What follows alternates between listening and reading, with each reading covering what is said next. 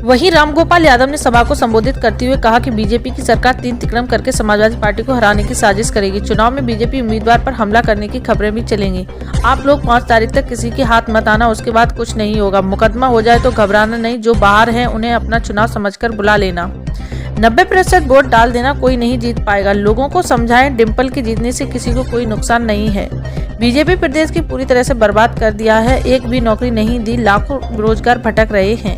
प्रदेश में कोई कानून नहीं है, किसी का भी घर गिरा दिया जाता है, लेकिन आपका कोई कुछ नहीं बिगाड़ सकता। बिना डरे वोट मांगिए। जिन्होंने कभी वोट नहीं दिया है वो भी सपा को वोट देंगे। 3 विक्रम करके किसी न किसी तरह समाजवादी पार्टी को हराने की साजिश करेगी आखिरी दिन तक। हालांकि वो साजिश नाकामयाब रहेगी, यहाँ उनका कोई तीर चल नहीं सकता, लेकिन करेंगे तो। अभी शिवपाल सिंह ने कहा कि अगर कोई गाली भी दे तो आप लोग मत बोलना, ये सही उनकी आशंका है। इन्होंने हमेशा ऐसा किया है। एक बार पूरे चुनाव में ऐसे ही चला दिया तो शिवपाल सिंह ने फला को मारा, हमारा एमपी, और फर्जी पूरे जिले में फैला दिया। अब कहां कोई सफाई दे सकते हो, मूर्ख भी बोल लो। तो ये सारी चीजें होंगी। चुनाव तक ये होगा कि बीजेपी के उम्मीदवार का वहां हमला हो गया, कहीं कोई हमला नहीं होगा। झूठे मुकदमे भी लिखे जा सकते। एक बात मैं कहना चाहता हूँ आपको, मुकदमा भी लिख जाए, 5 तारीख के सुबह तक पुलिस की पकड़ मत आना। 5 तारीख को आपको कोई नहीं पकड़ेगा, सब अपने अपने ड्यूटी पे लगेगा।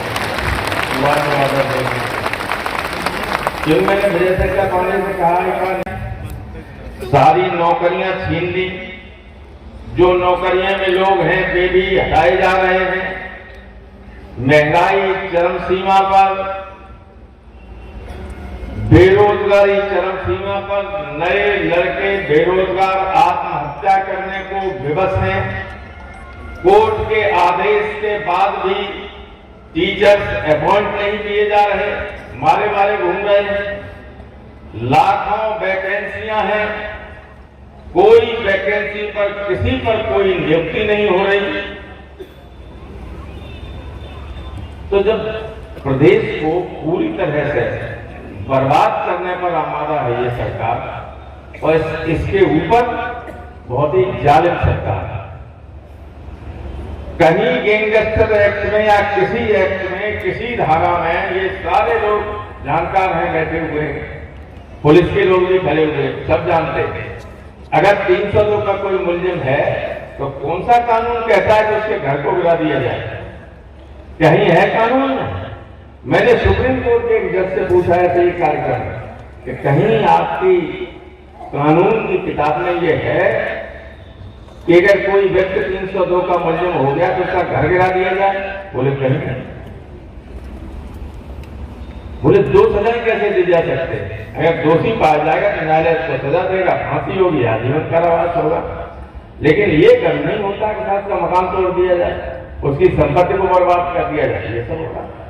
कोई कानून नहीं, क्योंकि न्यायपालिका भी जरी हुई, और जरी हुई है क्यों है वो उसका मैं कारण आपको नहीं बताना चाहता। जरी हुई, जब जज मरने लगे, मारे जाने लगे, तो लोग डरते हैं।